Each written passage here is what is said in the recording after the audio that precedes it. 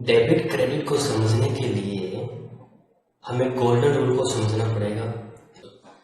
अगर आपको golden rule के बारे में समझ आया तो आप किसी भी ट्रांजैक्शन को डेबिट एंड क्रेडिट में इजीली कर सकते हो। क्रेडिट को हिंदी में जमा पक्ष कहते हैं, शॉर्ट में CRA 2 कहते हैं। डेबिट को हिंदी में नाम पक्ष कहते हैं, शॉर्ट में DR या बाय कहते हैं। डेबिट को हिंदी में नाम पक्ष कहते हैं, शॉर्ट में DR या बाय कहते हैं। तो जो भी मैं यहाँ पर बता रहा हूँ ये आप कॉपी में नोट कर लेना या स्क्रीनशॉट ले लेना। ओके, नेक्स्ट गोल्डन रूल में पहला रूल है पर्सनल अकाउंट। जब भी हमारी कंपनी में हम किसी व्यक्ति या किसी अदर कंपनी के साथ लेन देन करेंगे, कोई भी ट्रांजैक्शन में किसी व्यक्ति का नाम आए या किसी कंपनी का नाम आए, तो सबसे पहला रूल गोल्डन रूल्स का जो पहला रूल है पर्सनल अकाउंट, वो चेक करेंगे। पर्सनल अकाउंट में अगर कोई व्यक्ति हमें कुछ दे रहा है तो देने वाले को क्रेडिट करेंगे, अगर कोई व्यक्ति हमसे कुछ लेके जा रहा है तो लेने वाले को डेबिट करेंगे। तो ये आपको याद करना पड़ेगा कि हमारी कंपनी में अगर कोई व्यक्ति देने के लिए आ रहा है तो क्रेडिट, अगर हमारी कंपनी में कोई व्यक्ति कुछ लेके जा रहा है तो डेबिट। सेकंड रूल है रियल अकाउंट। जब भी हमारी कंपनी में किसी वस्तु की बात हो रही हो, किसी संपत्ति की बात हो रही हो, किसी एसेट की बात हो रही हो, तो हम रियल अकाउंट में चेक करेंगे। अगर हमारी कंपनी में कोई वस्तु आ रही है, कोई वस्तु हमारी कंपनी में इन हो रही है, आ रही है, तो हमेशा उसको डेबिट करेंगे। अगर कोई वस्तु हमारी कंपनी से बाहर जा रही है, यानी कंपनी से बाहर जा रही है, आउट हो रही है, तो क्रेडिट करेंगे। दोबारा रिपीट कर देता हूं, कोई भी ट्रांजैक्शन में जब किसी वस्तु का या संपत्ति के बारे में बात हो रही हो, किसी भी ट्रांजैक्शन में कोई संपत्ति या वस्तु के बारे में बात हो रही हो, अगर वस्तु हमारी कंपनी में आ रही है, इन हो रही है, तो डेबिट। अगर कंपनी से बाहर जा रही है तो क्रेडिट। ये हमेशा याद रखना कि पर्सनल अकाउंट व्यक्ति और कंपनी के लिए यूज होता है, रियल अकाउंट वस्तु या संपत्ति के लिए यूज होता है। नेक्स्ट तीसरा रूल है नॉमिनल अकाउंट। जब हमारी कंपनी में किसी खर्चे या इनकम की बात हो, किसी ट्रांजैक्शन के अंदर खर्चे या इनकम के बारे में बताया गया हो, खर्चे या इनकम की बात हो रही हो, खर्चे या इनकम के बारे में ट्रांजैक्शन हो रही हो, तो हम नॉमिनल अकाउंट चेक करेंगे। जब भी हमारी कंपनी में कोई खर्चा हो, जैसे कि हमने किसी को डिस्काउंट दिया है, कमीशन दिया है, इंसेंटिव दिया है, सैलरी दिया है, अगर हम दे रहे हैं, कोई खर्चा हो रहा है तो डेबिट। अगर हमारी कंपनी में कोई इनकम हो रही है, जैसे कि हमें डिस्काउंट मिला है, कमीशन मिला है, इंसेंटिव मिला है, रेंट रिसीव हुआ है, जब भी इनकम की बात हो तो क्रेडिट। तो हमेशा याद रखना है कि हमारी कंपनी में जब भी इनकम या एक्सपेंसेस की बात हो रही हो, लॉस या प्रॉफिट की बात हो रही हो, तो नॉमिनल अकाउंट में चेक करेंगे। खर्चे और लॉसेस के लिए डेबिट, इनकम एंड प्रॉफिट के लिए क्रेडिट। तो मैंने आपको गोल्डन रूल्स के तीनों रूल्स बता दिए, personal account, real account and nominal account. हमारी कंपनी में जितनी भी ट्रांजैक्शन होती है उनकी एंट्री करने के लिए, अकाउंटिंग करने के लिए इन 3 रूल्स का यूज होता है। अगर आपको 3 रूल्स का अच्छे से यूज करना आता है तो आप किसी भी कंपनी का अकाउंट्स कर सकते हैं। तो अपने इनको यूज करके देखते हैं कि डेबिट और क्रेडिट को हमें कैसे यूज करना है ट्रांजैक्शन के अंदर। इसके लिए हम कुछ एक्सरसाइज लेते हैं। मान लीजिए कि हमारी कंपनी में ये 4 ट्रांजैक्शन हुआ कि राम से हमने 5,000 रुपए लिए, सतीश ट्रेडिंग कंपनी से 20,000 रुपए का उधार माल खरीदा, राम को 5,000 का उधार माल बेचा और शाम को 15,000 रुपए का उधार माल बेचा। तो मैं यहाँ पर फिर रिपीट कर देता हूँ, अपना टोटल जो अकाउंट्स है, टोटल जो अकाउंटिंग है, हम प्रैक्टिकल बेस करेंगे, ओरिजिनल लॉ से प्रैक्टिकल बेस करेंगे। लेकिन थोड़ा सा डेबिट क्रेडिट को समझने के लिए एक बार हमारा थोड़ा बेसिक कंसेप्ट क्लियर करने के लिए कि एंट्री कैसे करते हैं, हम 2-3 ट्रांजैक्शन तो हम 2-3 एक्सरसाइज लेंगे जिससे हमारा डेबिट क्रेडिट थोड़ा क्लियर हो जाए। उसके बाद ओरिजिनल लॉ से प्रैक्टिकल करेंगे। तो आप ये कॉपी पे नोट कर लें और आगे देखते हैं कि एक्सरसाइज यानी सॉरी आगे देखते हैं कि इन ट्रांजैक्शन को अकाउंटिंग भाषा में कैसे लिखते हैं। ये डेट बुक का फॉर्मेट है। डेट बुक की दो साइड होती है, credit side and debit side. मान लीजिए हमारी कंपनी में जो पहली ट्रांजैक्शन थी कि राम से 5,000 रुपए लिए, हमारी कंपनी का रिकॉर्ड मेंटेन करने के लिए, अकाउंट्स करने के लिए हमें इन ट्रांजैक्शन को डे बुक में किस तरीके से मेंटेन करना है ये सीखते हैं। राम से 5,000 रुपए लिए किसी भी ट्रांजैक्शन की हमें एंट्री करने के लिए गोल्डन रूल यूज करेंगे।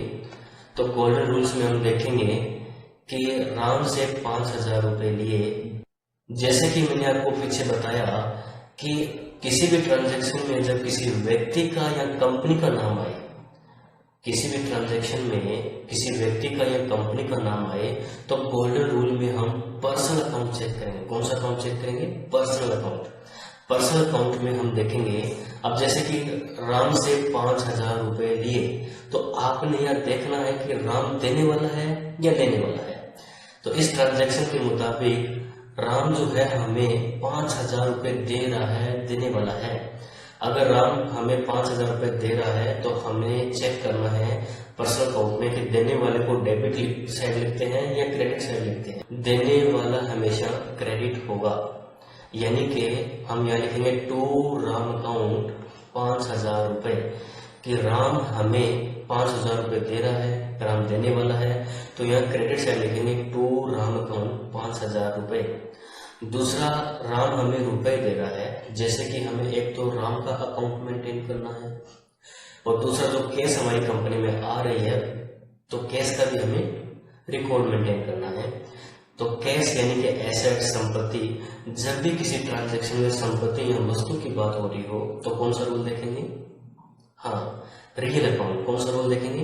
Real account. रियल अकाउंट में हम देखेंगे कि अगर हमारी कंपनी में कोई वस्तु आ रही है तो डेबिट, अगर जा रही है तो क्रेडिट।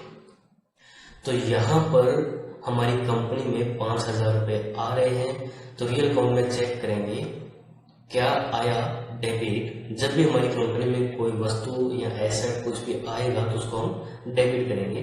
तो यहाँ लिखेंगे बाय कैश अकाउंट 5,000 रुपए। जैसे कि आपने देखा कि मैंने आपको 4 ट्रांजैक्शन दिया था करने के लिए, उसमें से हमने पहला ट्रांजैक्शन जो है वो हल कर लिया है। जैसे कि मैंने गोल्डन रूल यूज करके आपने पर्सनल अकाउंट, रियल अकाउंट और नॉमिनल अकाउंट आपस में तीनों को यूज करके ट्रांजैक्शन को अकाउंटिंग भाषा में लिखना है, डेट बुक के फॉर्मेट में आपने नोट करना है।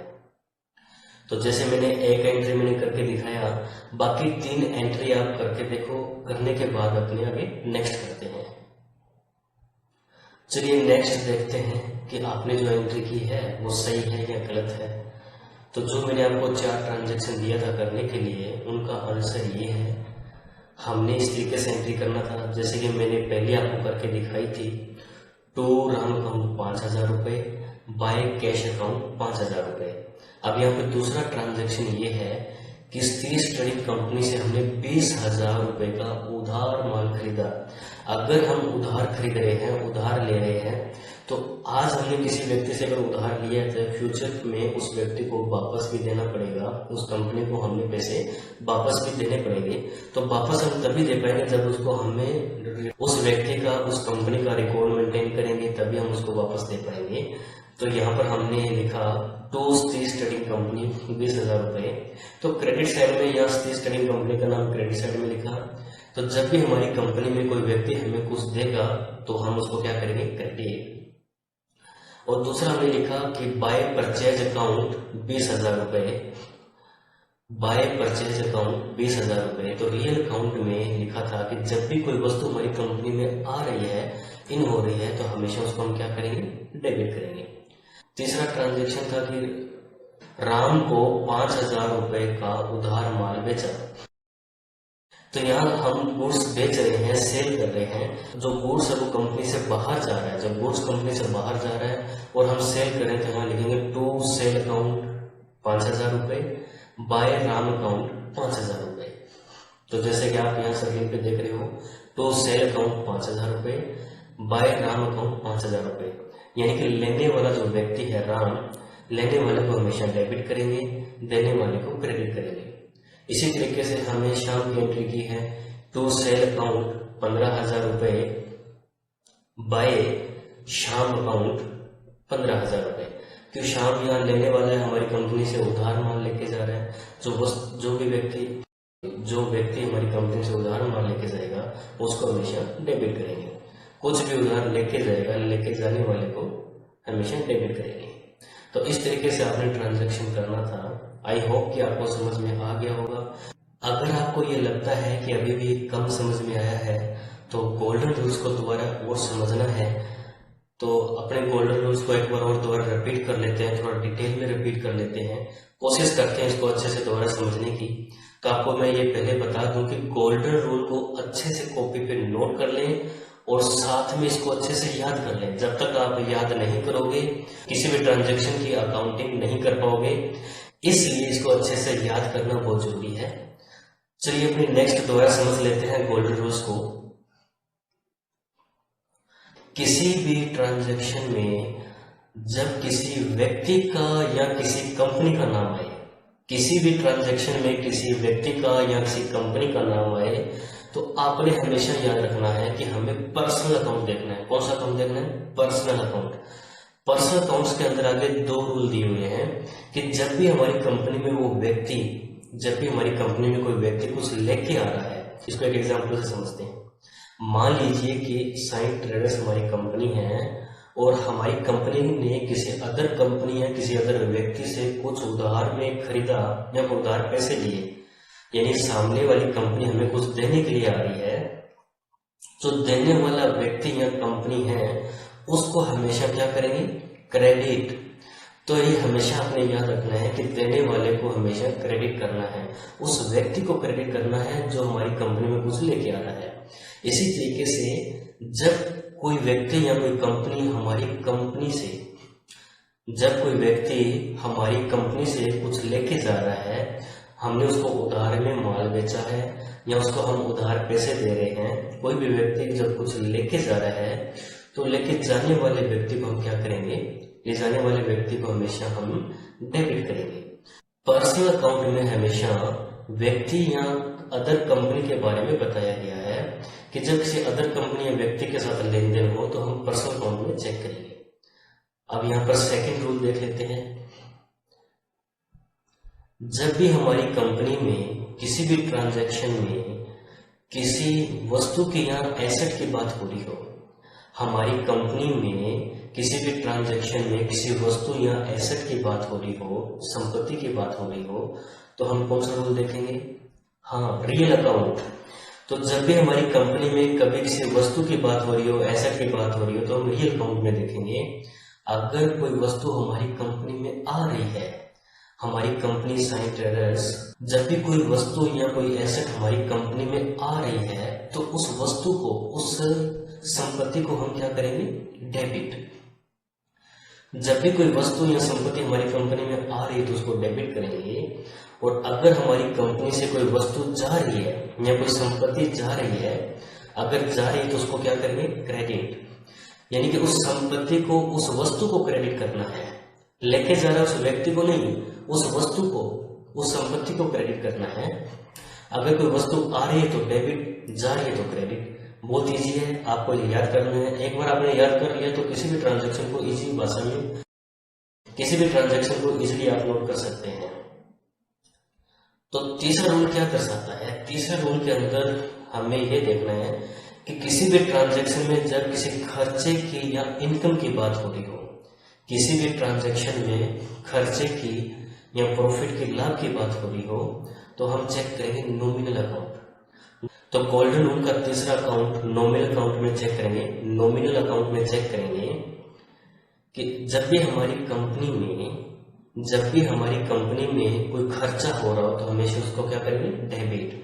मान लीजिए कि हमारी कंपनी है साइन ट्रेडर्स, हमने किसी अदर व्यक्ति को या कंपनी को डिस्काउंट दिया, कमीशन दिया, इंसेंटिव दिया, सैलरी दिया, या किसी तरह का कोई भी लॉस हो रहा हो, अगर हम डिस्काउंट दे रहे हैं, कमीशन दे रहे हैं, इंसेंटिव दे रहे हैं, सैलरी दे रहे हैं, कोई आए गए को चाय पानी पिला रहे हैं, किसी तरीके से कोई भी खर्चा हो रहा है तो उस खर्चे को, उस डिस्काउंट को, उस सैलरी को हम क्या करेंगे, डेबिट, यानी कि जो खर्चा हो रहा है उस खर्चे को डेबिट करना है। और जब हमारी कंपनी में कोई इनकम हो, कोई प्रॉफिट हो, कोई लाभ हो रहा हो, जब हमारी कंपनी में कोई प्रॉफिट हो रहा हो, जैसे कि डिस्काउंट हमें मिला है, खर्चे में क्या हो रहा था कि हमने किसी को दिया है, हमने दिया है। इनकम में क्या हो रहा है कि हमने लिया है, हमारे पास आ रहा है। तो हमें कोई डिस्काउंट मिला हो, कमीशन मिला हो, इंसेंटिव मिला हो, किसी तरह का कोई भी प्रॉफिट हो रहा हो, कोई रेंट रिसीव हो रहा हो, किसी तरीके से कोई भी प्रॉफिट हो रहा हो, तो हम जो प्रॉफिट है उस प्रॉफिट को क्या करेंगे, क्रेडिट, यानी कि जो प्रॉफिट हो रहा है उस प्रॉफिट को क्रेडिट करना है। इंटरेस्ट के रूप में हो रहा है तो इंटरेस्ट क्रेडिट हो जाएगा, अगर हमें कोई डिस्काउंट के रूप में हो रहा है तो डिस्काउंट क्रेडिट हो जाएगा, डिस्काउंट क्रेडिट हो जाएगा। इस तरीके से हमने गोल्डन रूल को यूज करना है। आई होप कि आपको ये तीनों रूल्स समझ में आ गए होंगे। अब एक बार और अपने साथ मिलके कुछ ट्रांजैक्शन करके देखते हैं तो बहुत बढ़िया समझ में आ जाएगा। तो मैं यहाँ लाइव आपके साथ कुछ ट्रांजैक्शन आपको मैं करके दिखाता हूँ, आप ध्यान से सुनना, ध्यान से समझना। डेबिट एंड क्रेडिट को यूज कैसे करते हैं आइए देखते हैं। जब भी हमारी कंपनी में परचेज हो तो परचेज को हमेशा क्या करना है, परचेज डेबिट होता है या क्रेडिट होता है बताइए। तो परचेज हमेशा डेबिट होता है, क्योंकि जब भी परचेज करेंगे तो हमारी कंपनी में वस्तु आएगी, इन होगी। जब वस्तु कंपनी में आएगी तो हम उसको क्या करेंगे, डेबिट करेंगे। तो इसके ऊपर हम एक एग्जांपल लेते हैं। उधार माल खरीदा, मोहित कुमार से 10,000 रुपए का उधार माल खरीदा। तो कोई भी ट्रांजैक्शन हो तो आपने मेंटली क्या सोचना है, दिमाग में क्या सोचना है। मैंने जो आपको पहले दिन बताया था अकाउंटिंग मेथड के बारे में कि जब भी कोई ट्रांजैक्शन होता है तो हमेशा उसका असर दो जगह पड़ता है। तो आपको पहले तो वो दो जगह निकालनी आनी चाहिए कि जब भी कोई ट्रांजैक्शन हुआ तो अकाउंट्स पे दो जगह कहां से पड़ा। मान लीजिए कि ये हमारी कंपनी है साइन ट्रेडर्स और ये मोहित कुमार है जो हमारी कंपनी में कुछ गुड्स देने के लिए आया। अब हमने यहाँ पर बोला है कि उधार खरीद रहे हैं हम। जैसे कि हम यहाँ पर डिस्कस कर रहे हैं कि उधार खरीद रहे हैं। उधार का मतलब ये कि मोहित कुमार का हमने रिकॉर्ड मेंटेन करना है, फ्यूचर में इसको हमने पैसे देने हैं, इसलिए। तो यहाँ आपके ट्रांजैक्शन पे दो जगह कहां से पड़ा, तो यहाँ दो जगह से पड़ा, एक तो परचेज पे और दूसरा देने वाले व्यक्ति पे। दो जगह कहां से पड़ा, एक परचेज पर और दूसरा देने वाले व्यक्ति पर। तो आपने इन दोनों को डेबिट क्रेडिट करना है। तो इनको डे बुक में किस तरीके से नोट करना है, ये डे बुक का फॉर्मेट है। ये क्रेडिट साइड है, ये डेबिट साइड है। तो परचेज हमेशा डेबिट होती है, देने वाला व्यक्ति हमेशा क्रेडिट होता है। तो हम पर्सनल अकाउंट में देखेंगे कि देने वाला क्रेडिट। तो यहाँ पर क्या लिखेंगे, टू मोहित कुमार 10,000 रुपए। और जो परचेज हम कर रहे हैं, परचेज हमेशा डेबिट होती है। तो हम यहाँ लिखेंगे जो वस्तु आ रही है हमारी कंपनी में, जो वस्तु आ रही है वो डेबिट। तो इसलिए यहाँ पर लिखेंगे बाय परचेज अकाउंट 10,000 रुपए। तो जब भी हमारी कंपनी में किसी परचेज की एंट्री करना हो तो हमने इस तरीके से करना है। अगर ये कैश में होता, ये तो उधार में है, अगर यहाँ लिखा होता कि हमने कैश खरीदा तो यहाँ क्या आ जाता, टू कैश बाय परचेज। तो अभी आप इसको कॉपी पे नोट मत करो या स्क्रीनशॉट मत लेना, मैं आपको लास्ट पे उसको डिटेल में सभी आपको नोट करवा दूंगा। चलिए नेक्स्ट आगे करते हैं। नेक्स्ट हम देखते हैं कि सेल का मतलब बेचना।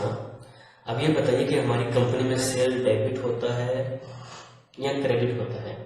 सेल को हम क्या करते हैं, डेबिट करते हैं, क्रेडिट करते हैं। अगर यहाँ हम बात करें तो सेल हमेशा क्रेडिट होगी। जी हाँ, रियल अकाउंट के अंदर आप देखोगे कि सेल करेंगे तो गुड्स हमारी कंपनी से बाहर जाएगा। और जब किसी वस्तु या गुड्स की बात कर रहे हैं तो हमें क्या करना है, रियल अकाउंट चेक करना है कि जो अगर कंपनी से बाहर गया, आउट यानी कि जा रहा है तो क्रेडिट, अगर कंपनी में आ रहा है तो डेबिट। तो इसके ऊपर एक एग्जांपल लेते हैं। राजेश कुमार को 15,000 रुपए का उधार माल बेचा, इसकी एंट्री कैसे करें।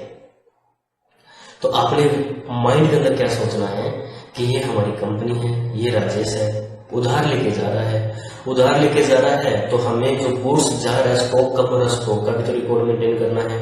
जो व्यक्ति लेके जा रहा है वो बाद में पैसे देगा, उधार लेके जा रहा है, तो व्यक्ति का रिकॉर्ड मेंटेन करना है। तो हमारी कंपनी की अकाउंटिंग पे दो जगह असर पड़ा, एक तो सेल पे और दूसरा लेके जाने वाले व्यक्ति पे, लेने वाले व्यक्ति पर और सेल पर। तो इनकी हमें अकाउंटिंग कैसे करें, तो अपने डेट बुक के फॉर्मेट में इस तरीके से लिखना है, ये क्रेडिट साइड है, ये डेबिट साइड है।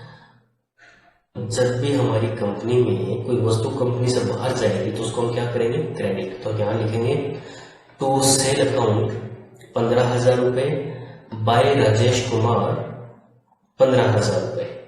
तो यहाँ हमने राजेश कुमार को डेबिट किया है और सेल अकाउंट को क्रेडिट किया है। जब भी कोई व्यक्ति हमारी कंपनी में कुछ लेने के लिए आएगा, कुछ लेके जाएगा, तो उसको हम क्या करेंगे, डेबिट। तो इसी तरीके से आपने कोई भी ट्रांजैक्शन आ जाए तो गोल्डन रूल की सहायता से इस तरीके से आपने एंट्री बनाना है। आई होप कि आपको समझ में आ रहा होगा कि ये एंट्री कैसे हम बना रहे हैं गोल्डन रूल की सहायता से। अच्छे से समझने के लिए गोल्डन रूल को अच्छे से याद कर लो। जब तक याद नहीं करोगे तब तक ये आपको अच्छे से समझ नहीं आएगा। और जो क्लासेस आप देख रहे हो, ये रिकॉर्डेड क्लास आप रिपीट करके देखो इनको दोबारा। अगर आप रिपीट करके देखोगे तो आपको अच्छे से समझ में आ जाएगा। आपको ये मनीफा ऐप में मिल जाएगी सारी क्लासेस, आप इनको दोबारा रिपीट देख सकते हो। नेक्स्ट अपने बात करते हैं, मान लीजिए कि हमारी कंपनी में हमने परचेज रिटर्न किया। हमारी कंपनी ने परचेज रिटर्न किया। परचेज रिटर्न का मतलब कि जो माल हमने पहले खरीदा था अब वापस दे दिया, यानी कि खरीदा हुआ माल वापस भेजना।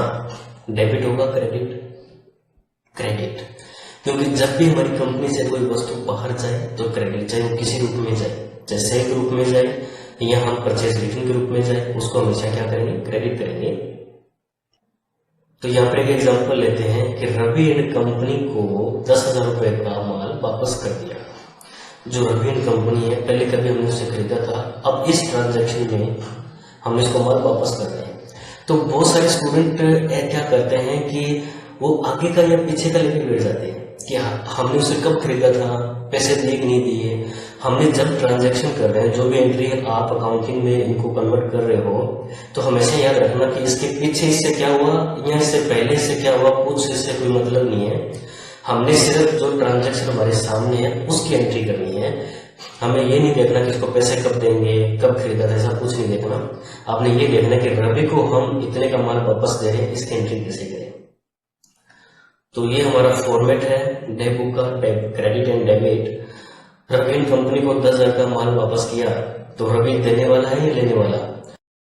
इस ट्रांजैक्शन में रवि लेने वाला है, लेके जा रहा है, और वस्तु हमारी कंपनी से बाहर जा रही है। तो हम इसको क्या लिखेंगे, जो कंपनी से वस्तु बाहर जाएगी उसको क्रेडिट करेंगे।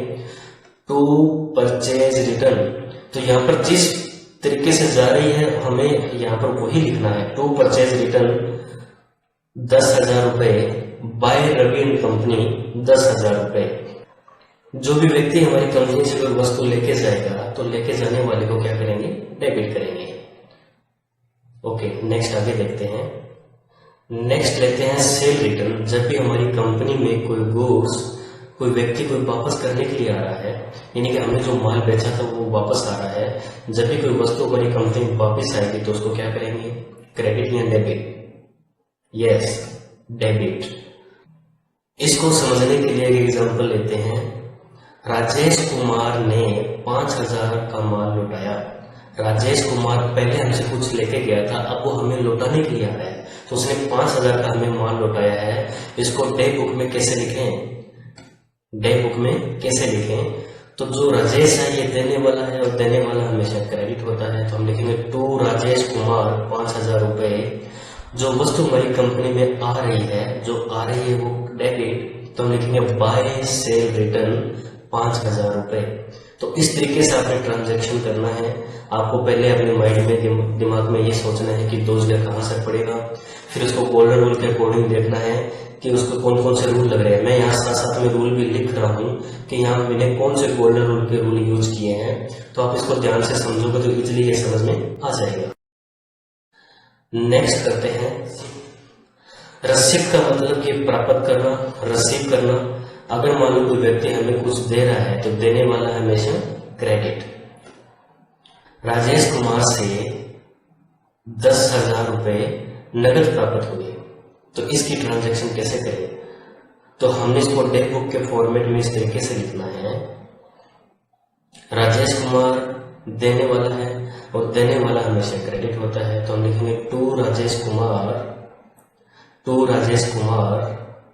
बाय कैश अकाउंट, कि कैश एक संपत्ति है और ये हमारी कंपनी में संपत्ति आ रही है, इसलिए इसको हम डेबिट करेंगे। जो वस्तु आए वो डेबिट, तो हम यहाँ लिखेंगे बाय कैश अकाउंट 5,000 रुपए।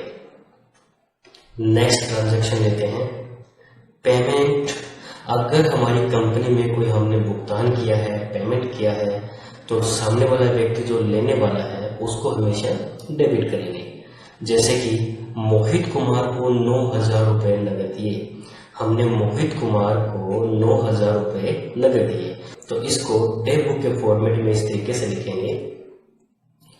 अब यहाँ पर जो कैश है वो हमारी कंपनी से बाहर जा रहा है, कैश जो है वो जा रहा है, जो भी वस्तु या संपत्ति जाए उसको हम क्रेडिट करेंगे, तो टू कैश अकाउंट 9,000 रुपए, और जो व्यक्ति लेके जा रहा है, लेके जाने वाले व्यक्ति को डेबिट करेंगे, तो बाय मोहित कुमार 9,000 रुपए। तो इस तरीके से हमें ट्रांजैक्शन को लिखना है गोल्डन रूल का यूज करते हुए। नेक्स्ट समझते हैं, अगर हमारी कंपनी में कोई खर्चा हो जाए, एक्सपेंसेस हो जाए, तो उसको क्या करेंगे, डेबिट या क्रेडिट? डेबिट। 500 रुपए नगद चाहे खर्च हुआ, इसको डेट बुक के फॉर्मेट में कैसे लिखेंगे? तो इस ट्रांजैक्शन को डेट बुक के फॉर्मेट में कैसे लिखें इसको देखते हैं।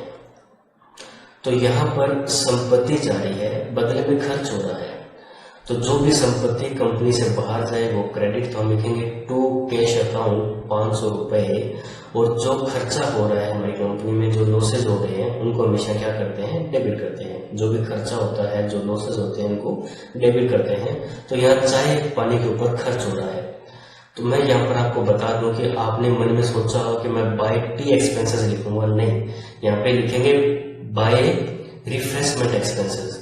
जो भी हमारी कंपनी में खर्चे होते हैं उनके कुछ हेड दिए होते हैं कि ये खर्चा इस हेड में आएगा, ये खर्चा इस हेड में आएगा, ये खर्चा इस हेड में आएगा, तभी हम फाइनल रिपोर्ट अच्छे से बना सकते हैं, गवर्नमेंट के रूल के अकॉर्डिंग बना सकते हैं। कुछ खर्चे गवर्नमेंट ने निर्धारित किए कि ये खर्चा आप इस हेड में डालें, ये खर्चा इस हेड में डालें, तो ये सब मैंने आपको एक नोट्स में दे रखा है, आप वहां से रीड करके इनको अच्छे से बना सकते हैं। तो वो नोट्स आपको मिलेगा मनीफा ऐप में। मैनुअल अकाउंट्स में जाएंगे, मैनुअल अकाउंट्स में नोट्स में जाएंगे, तो वहां को अकाउंटिंग रूल के नाम पे एक नोट्स मिलेगा, आप उसको अच्छे से रीड कर लो, अच्छे से इसको याद कर लो, ताकि हमें ये पता लगे कौन सा खर्चा किस हेड में आएगा। नेक्स्ट आगे समझते हैं, अगर हमारी कंपनी में कोई इनकम हो तो क्या करें, डेबिट या क्रेडिट? तो इनकम हमेशा क्या होती है, क्रेडिट होती है। मान लो कि हमें 15,000 रुपए का नगद किराया प्राप्त हुआ, 15,000 रुपए नगद मिल रहा है, तो इसकी एंट्री कैसे करें? तो ये हमारी कंपनी की डेट बुक है, डेट बुक के फॉर्मेट में इस तरीके से लिखेंगे। अगर कोई भी हमारी कंपनी में इनकम हो, किसी तरीके का प्रॉफिट हो, तो इनकम हमेशा क्रेडिट होता है, इसलिए यहाँ लिखेंगे टू रेंट रसीद 15,000 रुपए। अब रेंट के रूप में कैश हमारी कंपनी में आ रहा है, जो वस्तु या कोई संपत्ति हमारी कंपनी में आए तो उसको हम लिखेंगे डेबिट बाय कैश अकाउंट 15,000 रुपए। यहाँ पर मैंने गोल्डन रूल के तीनों रूल्स को ध्यान में रखते हुए कुछ एग्जांपल्स सेट किए हैं, कुछ एग्जांपल्स ली है, जिसमें मैंने गोल्डन रूल के तीनों रूल्स मैंने इसमें कवर किए हैं। आई होप कि आपको ये अच्छे से समझ आ गया होगा। फिर भी कुछ कमी रहती है तो हम थोड़ा सा और इसमें रट्टा लगा के, थोड़ा सा और इसको याद करके भी इसको ट्रांजैक्शन को कर सकते हैं, तो कुछ चीजें फिक्स होती है, तो ये कभी भी बदलाव नहीं होता, कभी भी चेंज नहीं होता। आप इसे कॉपी पे नोट कर लें या स्क्रीनशॉट ले लें, क्लास कंप्लीट होने के बाद में इसको फ्री होकर नोट कर लेना। अगर आप स्क्रीनशॉट लेना है तो स्क्रीनशॉट ले लें, नहीं तो आप इसको कॉपी पे नोट कर लें। जैसे कि आप देख रहे हो कि परचेज हमेशा डेबिट होती है, सेल हमेशा क्रेडिट होती है, परचेज रिटर्न हमेशा क्रेडिट होती है, सेल रिटर्न हमेशा डेबिट होती है। अगर कोई व्यक्ति हमसे कुछ लेके जा रहा है तो अगर कोई व्यक्ति हमें कुछ दे रहा है तो देने वाला हमेशा क्रेडिट होता है, लेने वाला हमेशा डेबिट होता है, खर्चे हमेशा डेबिट होते हैं, इनकम हमेशा क्रेडिट होती है। तो ये फिक्स है, कभी बदलाव नहीं होता, कभी चेंज नहीं होता। तो आप इनको भी अच्छे से याद कर लें। अगर किसी भी ट्रांजैक्शन में इनमें से कोई सा भी नाम आए तो आप उनको डायरेक्ट डेबिट या क्रेडिट कर सकते हो।